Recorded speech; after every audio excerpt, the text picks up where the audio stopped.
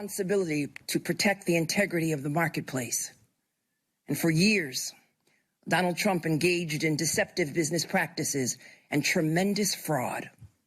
Donald Trump falsely, knowingly inflated his net worth by billions of dollars to unjustly enrich himself, his family, and to cheat the system. Donald Trump may have authored the art of the deal, but he perfected the art of the steal.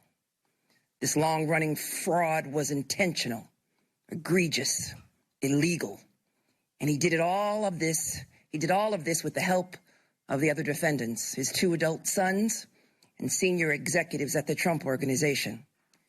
And so, after 11 weeks of trial, we showed the staggering extent of his fraud and exactly how Donald Trump and the other defendants deceived banks, insurance companies, and other financial institutions for their own personal gain.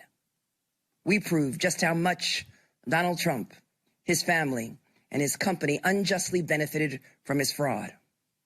Today, the court, once again, ruled in our favor and in favor of every hard-working American who plays by the rules. Donald Trump and the other defendants were ordered to pay $463.9 million. That represents $363.9 million in disgorgement, plus $100 million in interest, which will continue to increase every single day until it is paid. The banks were in perfect condition. The bankers were extremely happy with these loans. They made a lot of money with the loans. There were no defaults. There were no problems. This is just an attorney general that hates Donald Trump and wanted to run for governor, wanted to run for attorney general. And it's a shame. I think she should be criminally liable for this. She did this to Exxon, and they drove Exxon out of New York. Exxon paid billions of dollars of taxes. They're now living in Texas. Exxon is very happy in Texas. Other companies, because of what's happening here, are going to be moving out of New York also. This is an out-of-control attorney general. She's totally out of control. These loans were all good. The banks were extremely happy with me. They still are. We built a great company. We have a company that's very liquid, very strong, great assets. And she sued me because she wanted the publicity to run for office.